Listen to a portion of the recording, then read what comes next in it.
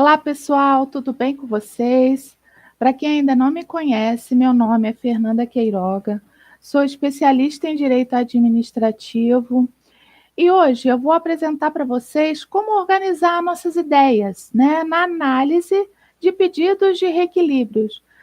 Seria tipo um passo a passo, ou para quem preferir, um checklist do que a gente não pode deixar passar. Digamos que esse passo a passo ou checklist, né, ele tem se mostrado na minha prática bem eficiente, além de, claro, respeitar o contraditório, ampla defesa e o devido processo legal, tá? Então, sem mais delongas, vamos para o vídeo. O que não posso deixar de observar nos pedidos de reequilíbrio econômico-financeiro solicitado pelo contratado?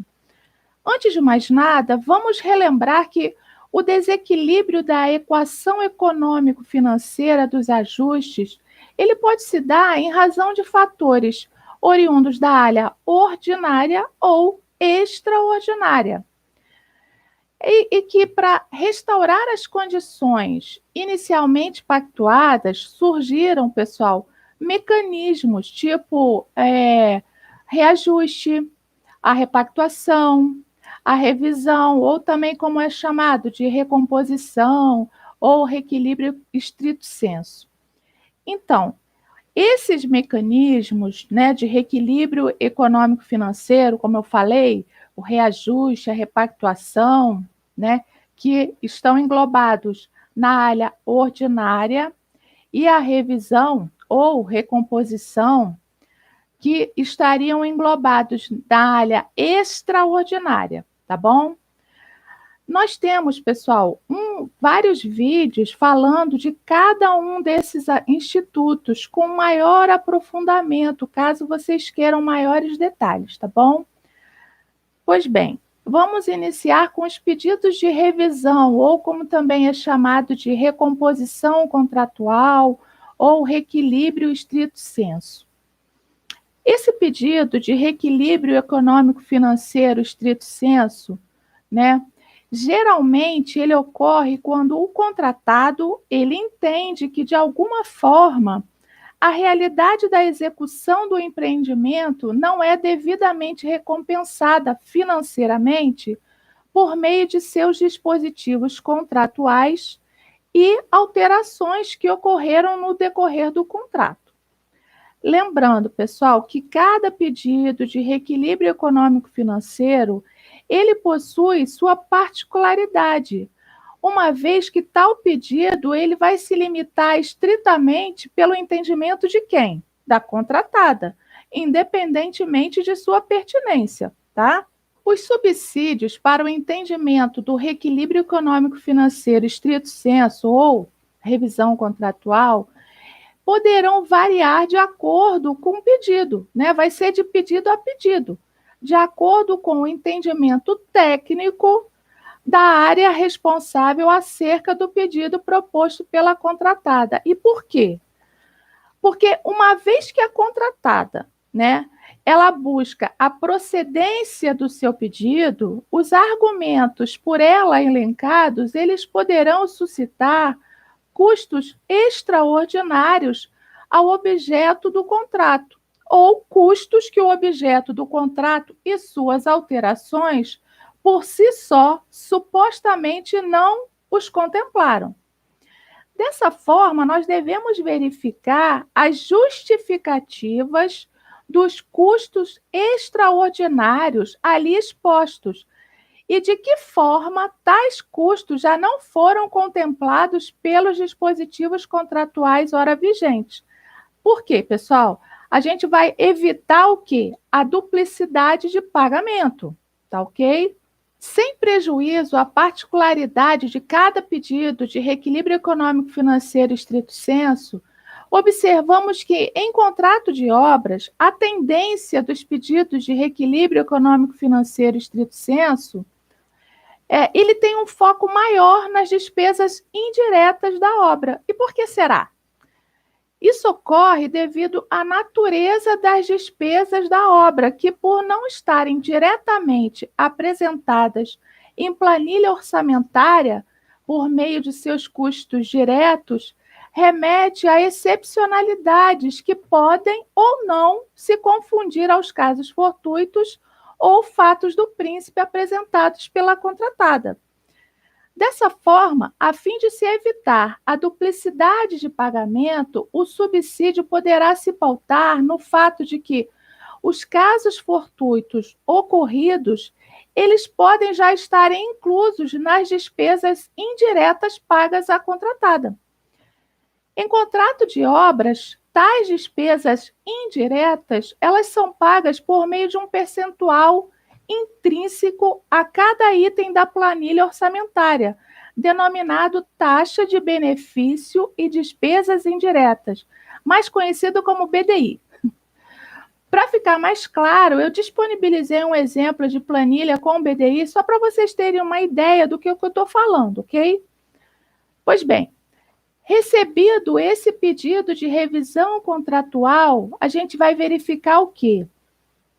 A gente vai verificar se os termos aditivos realizados durante a vigência do contrato, eles já não sanaram os custos excepcionais explicitados pela contratada. Deve ser verificado se os custos levantados pela contratada, eles decorreram de fatos que a própria contratada deu causa. A gente precisa verificar isso. Tal verificação, ela pode ser realizada de que forma? Por meio de relatórios de atividades técnicas, pareceres técnicos ou diário de obras, quando da ocorrência desses fatos. E por que, pessoal, verificar se a contratada deu causa? Muito simples. Porque se a contratada ela deu causa aos custos que ela está pleiteando, ela não terá direito à revisão contratual. Simples assim. Quando for necessário, cada setor poderá solicitar maiores informações de outras gerências ou áreas do órgão, tendo em vista a particularidade de cada pedido de reequilíbrio econômico-financeiro estrito sensu. E isso, pessoal, vai depender do órgão ou da entidade que vocês estiverem trabalhando. Por exemplo, quando eu preciso analisar uma questão vinculada à desapropriação, nós temos um setor de meio ambiente. Então, efetuamos diligência junto a este setor para quê? Para que seja emitida uma manifestação sobre esse ponto que será levado em consideração na análise do pedido de revisão contratual. Então, vamos lá ao procedimento.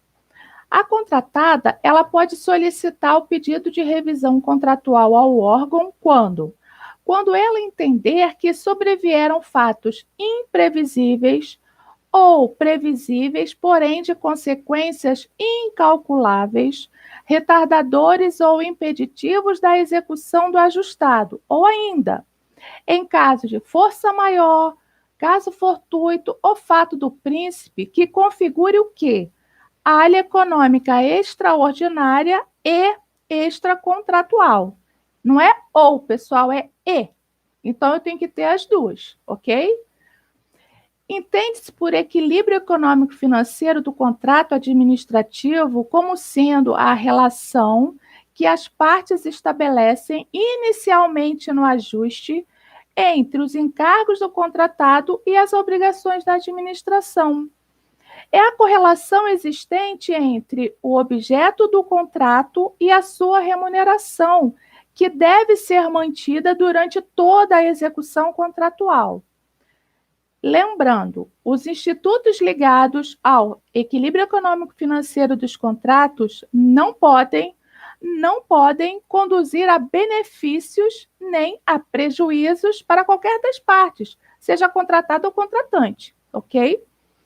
Então, a primeira coisa que temos que identificar é se trata de revisão contratual, ok? Por que eu estou falando isso? Porque é muito comum confundirem os institutos, revisão com reajuste, reajuste, repactuação, tá? A revisão contratual é a via idônea para proceder às alterações contratuais para mais ou para menos, na hipótese de ocorrerem fatos imprevisíveis ou previsíveis, porém de consequências incalculáveis, retardadores ou impeditivos da execução do ajustado, ou ainda em caso de força maior, caso fortuito ou fato do príncipe, configurando área econômica extraordinária e extracontratual. Eu bato sempre nessa tecla desse conceito. Por quê? Porque se o conceito estiver entranhado, fica mais difícil da gente confundir os institutos, ok? A concessão da revisão contratual, ela independe do interregno temporal e de previsão contratual. E, em todo caso, deverá ser demonstrada sua repercussão no contrato. Pois bem, o pedido ele é recebido pelo órgão. Ao tomar conhecimento do pedido de reequilíbrio econômico-financeiro estrito sensu, ele é encaminhado ao setor responsável para análise. Esse setor ele vai analisar o pedido com argumentos técnicos, analisando cada item elencado pela contratada. Detalhe: cabe à contratada demonstrar a superveniência dos eventos que implicam na revisão e os efeitos gerados, e mais, a repercussão sobre a execução do objeto, bem como o desequilíbrio na relação. Qual relação? Encargo e remuneração. Esse pedido ele deve ser formalizado contendo os seguintes documentos. Eu tenho que ter o pedido inicial, uma planilha contemplando detalhadamente os valores solicitados, a documentação comprobatória da ocorrência do evento que produziu o desequilíbrio entre os custos estimados e os efetivamente existentes, tais como notas fiscais, escriturações fiscais e contábeis. E detalhe, o órgão ele pode solicitar nova documentação, ok? Também é necessário que a equipe técnica responsável pela análise ela tenha conhecimento sedimentado de alguns conceitos. E que conceitos são esses? Vamos lá. Ela tem que saber o que é área econômica extraordinária, o que é área econômica ordinária, o que vem a ser teoria da imprevisão, o que é fato do príncipe, o que é fato da administração, o que é alteração unilateral do contrato, identificar quando utilizar termo aditivo ou apostilamento. Todos esses conceitos nós já aprofundamos em vídeos anteriores, beleza? Prosseguindo. Quando necessário, o setor responsável ele pode solicitar subsídios a outros setores, como eu mencionei, né? Como eu já mencionei agora há pouco. Por exemplo, o setor do meio ambiente, no caso de desapropriação, ou se no órgão tiver o setor de pagamento e o pedido girar em torno das medições. Então, é necessário que a área que está analisando o pedido de reequilíbrio econômico-financeiro estrito sensu, ela solicite apoio dessas áreas, ok? Atenção, pessoal, a formalização dos subsídios, ela deverá ocorrer de forma clara, a fim de se evitar o quê? Argumentos técnicos expostos que possam levar a um entendimento divergente da realidade. A área responsável pela análise do reequilíbrio econômico-financeiro estrito sensu, ela que consolida os subsídios. Essa consolidação ela pode ser por meio de nota técnica, despacho, relatório final, vai depender da orientação do órgão ou da entidade. Após a emissão desse documento, que contém, o que esse documento deve conter, né? Ele deve conter todos os argumentos necessários, né, para que a gente forme ali o convencimento. Então, após a emissão do documento inicial pela área técnica, o que a gente faz? A gente abre prazo, né, para a empresa apresentar o quê? Uma defesa prévia. A defesa prévia é o momento em que a contratada ela vai ter a oportunidade de apresentar a sua defesa perante o entendimento da área técnica.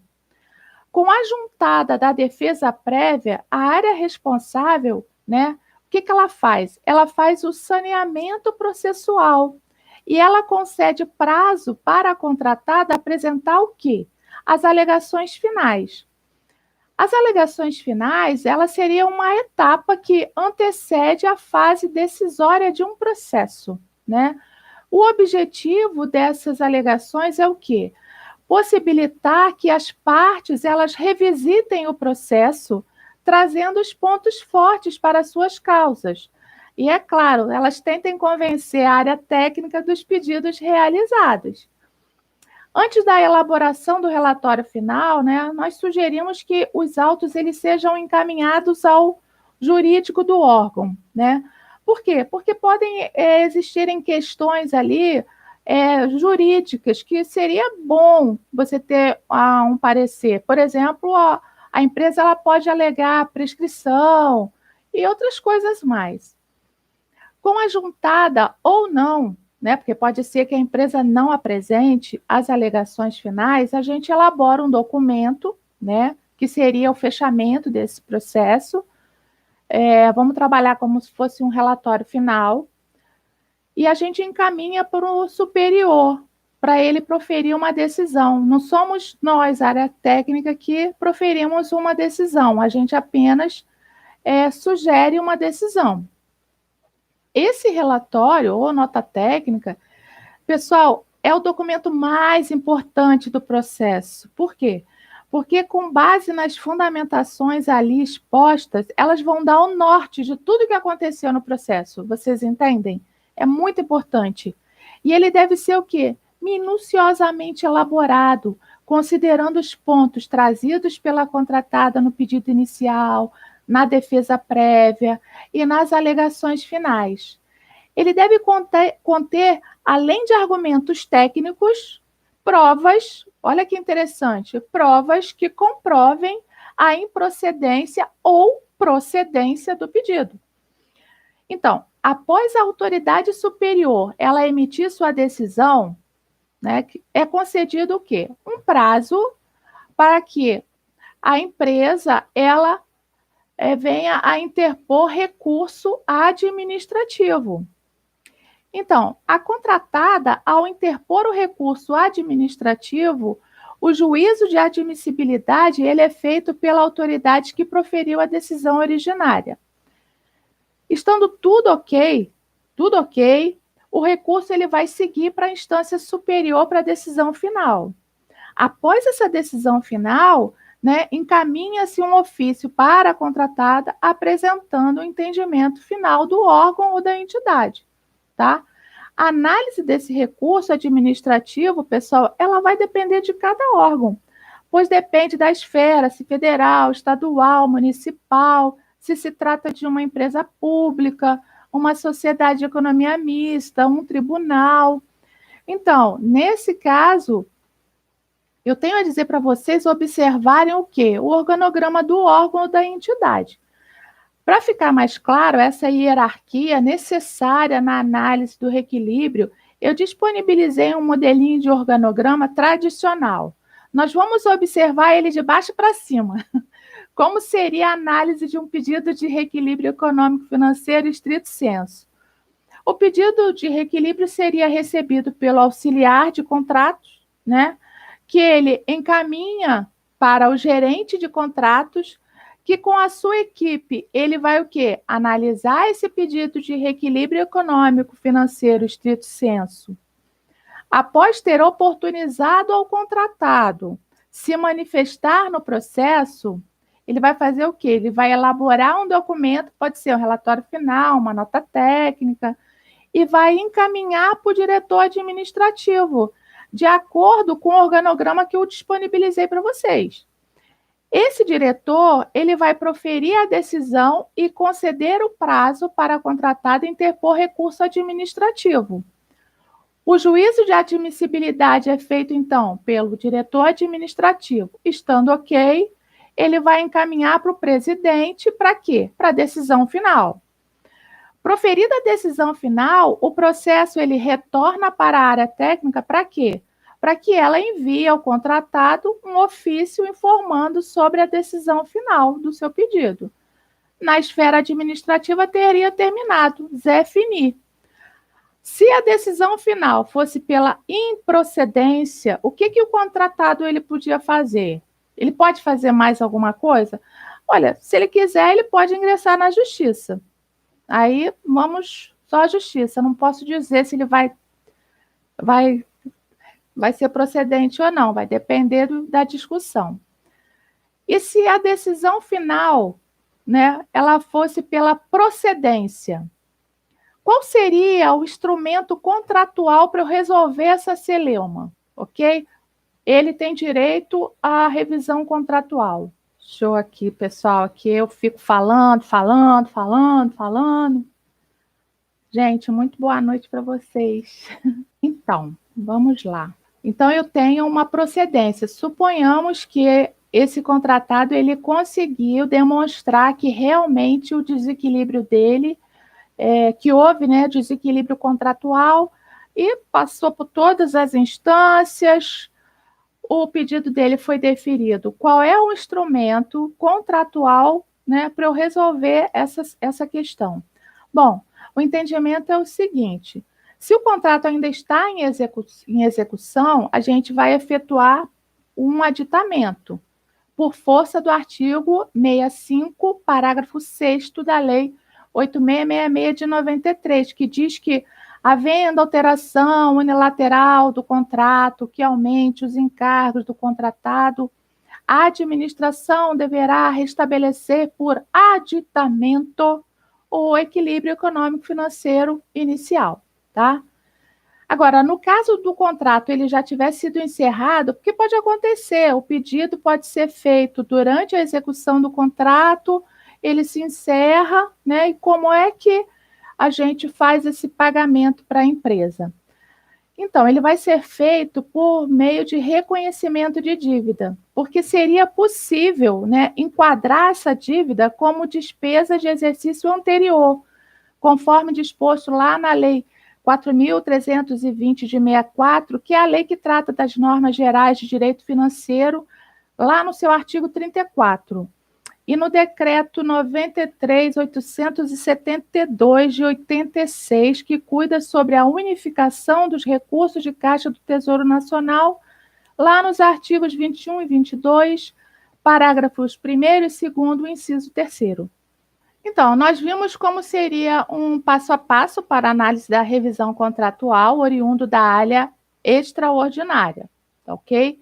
Esse passo a passo é um passo a passo que nós utilizamos e ele tem dado super certo. E agora nós vamos falar de como seria o passo a passo dos institutos da área ordinária, que seriam a repactuação e o reajuste. A repactuação, né, ela é via adequada para garantir a manutenção do equilíbrio econômico-financeiro do contrato de serviços continuados com dedicação exclusiva de mão de obra em função da variação dos custos contratuais. Alerta, pessoal! A repactuação, ela aplica-se sempre que necessária para ajustar os custos decorrentes da mão de obra e dos itens que compõem o preço pactuado. No ato convocatório do processo de licitação, o edital, e no corpo do instrumento contratual, deve obrigatoriamente constar cláusula de repactuação, vedada a aplicação direta de índices de preços oficiais de correção. Nos editais de licitação e nas minutas de contratos para prestação de serviços de natureza continuada, deve constar o prazo em que a contratada poderá exercer seu direito de repactuação. Assim como a revisão contratual, a repactuação ela será precedida por solicitação da contratada, acompanhada de demonstração analítica da alteração dos custos, como também de toda a documentação que comprove que a contratada arcou com os mesmos. Por ocasião da repactuação, nós temos que observar o quê? Se foi incluído benefícios não previstos na proposta inicial, porque isso não é permitido, a não ser que, posteriormente, se tornem obrigatórios por força de instrumento legal, por exemplo, a convenção coletiva. Para a concessão da primeira repactuação, o que a gente tem que obedecer? Lógico, o interregno mínimo de 1 ano, que será contado a partir de quê? Eu tenho 2 marcos, né? Eu vou ter a data limite para a apresentação das propostas constantes do instrumento convocatório em relação aos custos decorrentes do mercado, tais como os custos de materiais e equipamentos necessários à execução do serviço, e a data do acordo, convenção coletiva ou dissídio de trabalho ou equivalente, vigente à época da apresentação da proposta, quando a variação dos custos for decorrente da mão de obra e estiver vinculada às datas bases, desses instrumentos. Então, nós falamos da primeira repactuação. As seguintes repactuações, né, a anualidade, ela será contada a partir da vigência dos valores adotados na última repactuação. A repactuação, ela pode ser dividida em tantas parcelas quanto forem necessárias, podendo ser realizada em momentos distintos para discutir a variação dos custos decorrentes da mão de obra e os custos decorrentes dos insumos necessários à execução dos serviços. Claro, respeitando o princípio da anualidade. Atenção, pessoal! Quando a contratação envolver mais de uma categoria profissional com datas bases diferenciadas, a repactuação deverá ser dividida em tantas quanto forem os acordos, dissídios ou convenções coletivas das categorias envolvidas na contratação, tá? Na repactuação do contrato, em razão do novo acordo, dissídio ou convenção coletiva, deve ser repassado integralmente o aumento dos custos da mão de obra decorrente desses instrumentos. Uma observação importante: a administração não se vincula às disposições contidas em acordos e convenções coletivas que não tratem de matéria trabalhista, tais como as que estabelecem valores ou índices obrigatórios de encargos sociais ou previdenciários, bem como de preços para insumos relacionados ao exercício da atividade. A repactuação em função da variação de custos decorrente do mercado somente poderá ser concedida mediante negociação entre as partes. E o que a gente tem que observar? Nós vamos ter que observar o seguinte: os preços praticados no mercado ou em outros contratos da administração, as particularidades do contrato em vigência, a nova planilha com variação dos custos apresentada, indicadores setoriais, tabelas de fabricantes, valores oficiais de referência, tarifas públicas ou outros equivalentes e, lógico, a disponibilidade orçamentária do órgão ou entidade contratante. Então, o pedido de repactuação, ele é protocolado no órgão ou entidade, devidamente autuado ao processo original, que eu chamo de processo-mãe, contendo os documentos que nós acabamos de mencionar. E importante, o analista, né, desse pedido, ele tem que juntar outros documentos. Vamos lá. Ele tem que juntar informações sobre a existência de dotação orçamentária, nova pesquisa de mercado relativa ao objeto do contrato, cuja repactuação é postulada. Para quê? Para verificar a vantajosidade da contratação. Saldo financeiro do contrato, planilhas de custos e formação de preço, contemplando detalhadamente os valores praticados durante toda a execução contratual, cálculo em percentual e em valor realizado pelo setor de contabilidade devidamente assinado, diligências para confirmação da variação de custos alegada pela contratada, outros documentos que a administração entender pertinentes, a depender do caso concreto, parecer técnico do fiscal do contrato devidamente assinado sobre a correta execução do contrato pela contratada, e ele deve ser formalizado por meio de apostilamento. Claro, apostilamento se for só repactuação, ok? E o reajuste? O reajuste, ele é a via que trata da alteração dos preços para compensar os efeitos das variações inflacionárias por intermédio da adoção de índices setoriais ou específicos regionais, ou, na falta destes, índices gerais de preços. Então, no ato convocatório do processo de licitação, o edital, e no corpo do instrumento contratual firmado entre a administração pública e os entes contratados, deve obrigatoriamente constar cláusula de reajuste de preços com os seus índices oficiais. É vedada, sob pena de nulidade, cláusulas de reajuste vinculando, cláusulas de reajuste que vincule as variações cambiais ou ao salário mínimo, claro, ressalvados casos previstos em lei.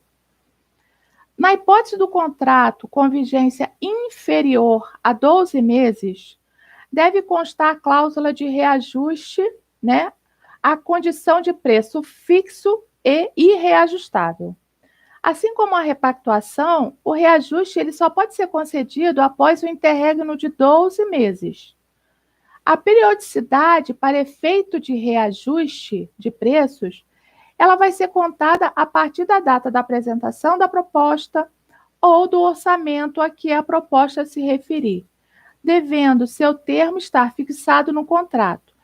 Lembrando, pessoal, que na nova lei de licitações, a Lei 14.133 de 2021, a obrigatoriedade é vincular a data base do reajuste à data do orçamento estimado, ok?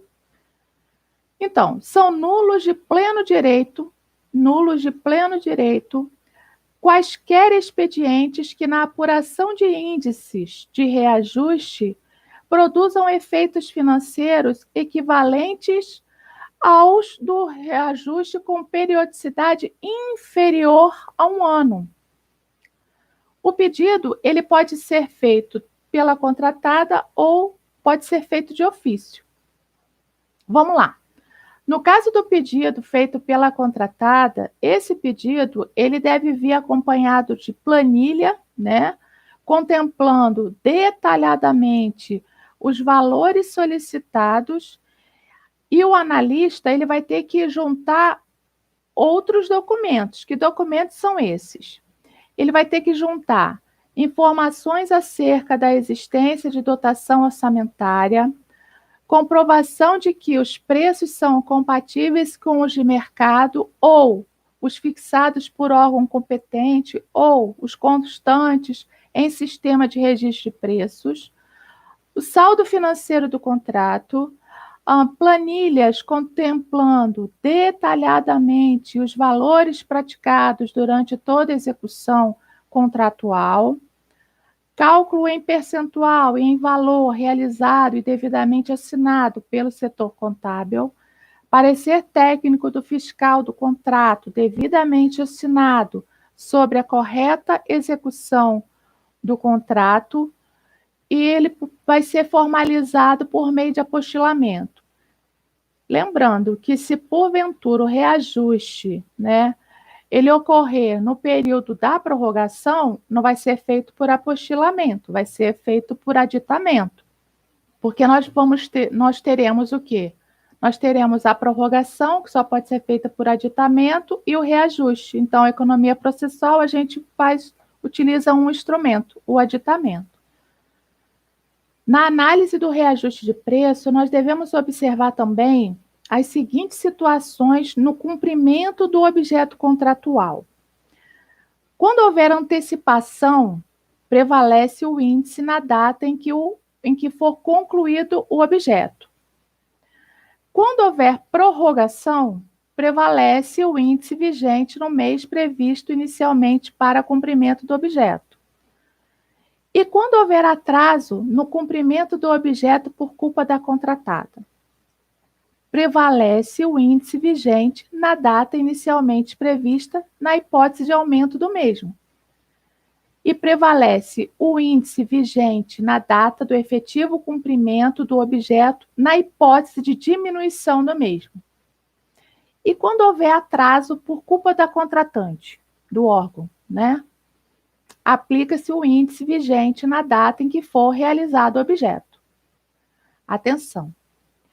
Quando da análise do pedido de reajuste dos contratos de locação de bens e equipamentos, nós devemos efetuar a dedução do valor referente à depreciação anual, especialmente nos casos de locação de veículo, se a frota, né, de fato, não for renovada anualmente, o que deve ser atestado nos autos pelo gestor do contrato, comprovando vantagem para o erário. Na hipótese de vir a ocorrer o decurso de prazo superior a 1 ano entre a data da apresentação da proposta vencedora da licitação e a assinatura do respectivo instrumento contratual, o procedimento de reajustamento aplicável é o seguinte: firmar o contrato com os valores originais da proposta e celebrar o primeiro termo aditivo antes do início da execução contratual, reajustando os preços de acordo com a variação do índice previsto no edital.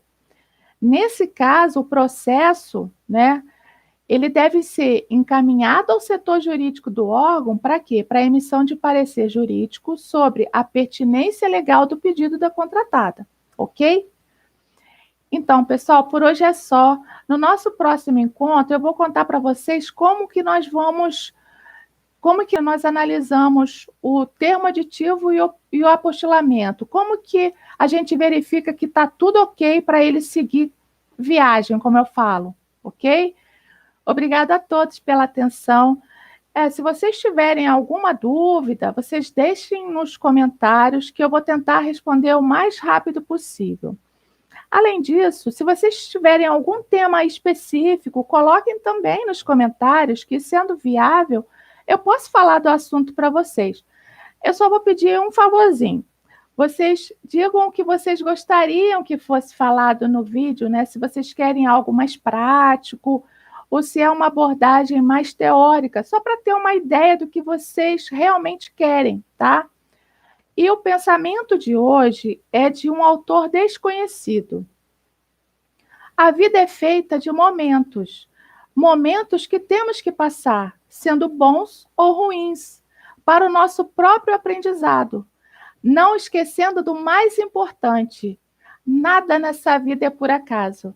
Deus abençoe a todos.